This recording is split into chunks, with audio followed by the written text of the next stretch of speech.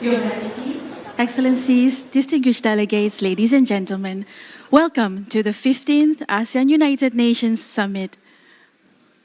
Without further ado, may I invite the Honorable Datuk Sri Anwar Ibrahim, Prime Minister of Malaysia, to proceed with the meeting. Datuk Sri, the floor is yours. Well, the floor has been mine for the whole day. Now, thank you very much, Excellencies, ladies and gentlemen.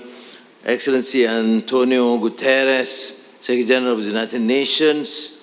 Welcome to the 15th ASEAN-United Nations Summit. But before that, can I express how glad we are, not only due to your presence, but your voice of conscience, your courage, and being very consistent and coherent in defending the whole entire spirit of multilateral arrangements and defending freedom and respecting the rights of countries, of minorities, and I think certainly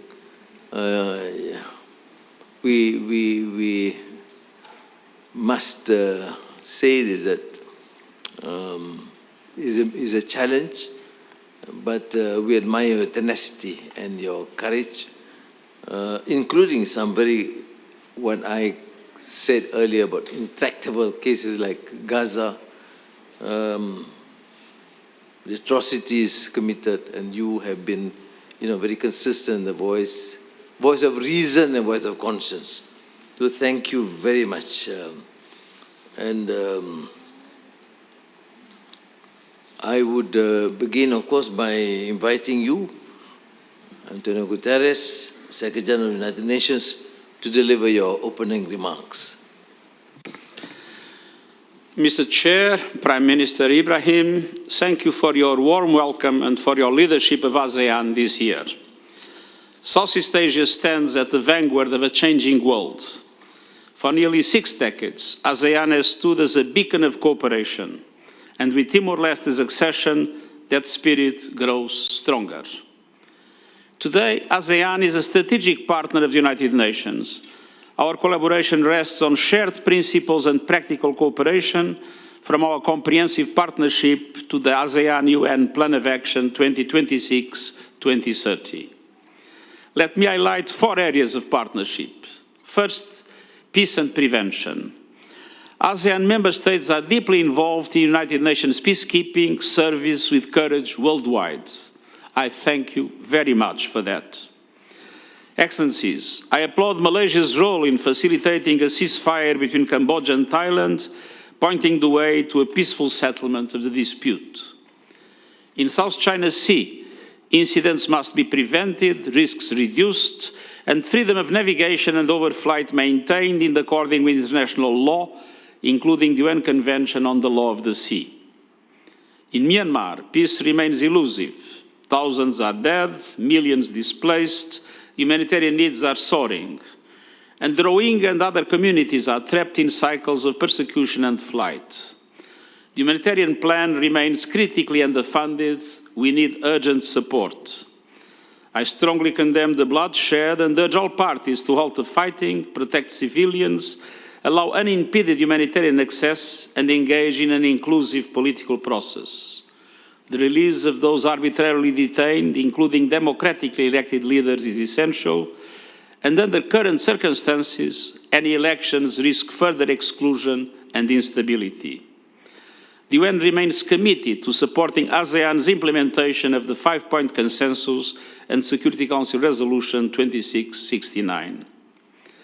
Excellencies, global peace needs an interlinked multipolar world where equilibrium and cooperation prevail and arbitrary unilateral decisions are condemned to fail. And I see ASEAN as a fundamental pillar of that necessary multipolarity. Second, sustainable development and financial justice. Today, inequality is widening, debt is suffocating countries, the global financial safety net is failing, And it's high time for the reform of the international financial architecture. Global financial institutions must represent today's world with far greater participation of developing countries. ASEAN countries are clearly underrepresented, taking into account the present share of their global economy. Third, climate action. COP30 must demonstrate that the world can keep global warming below 1.5 degrees by the end of the century and deliver climate justice. Across ASEAN, floods, droughts, rising seas and haze are threatening food security, health and economic stability. We need nationally determined contributions that cut emissions much more deeply and accelerate the transition from fossil fuels to renewables. At COP30 in Brazil, we must go further and faster to close the ambition gap. We need more ambition in adaptation, mitigation and climate financial justice. Fourth, digital transformation and cybersecurity. Artificial intelligence can accelerate development and inclusion. And last month, the United Nations launched two initiatives: an independent international scientific panel on artificial intelligence and an annual global dialogue on AI governance, connecting science, policy and practice and giving every country a voice. I also recognize the urgent need to tackle transnational organized crime, in particular cyber trafficking and scam centers. The United Nations through NODC will continue to support your efforts. Excellencies, the UN is proud to be your partner. Let us continue proving that cooperation is the strongest engine of peace and progress in Southeast Asia and beyond, and I thank you. Thank you, Secretary General.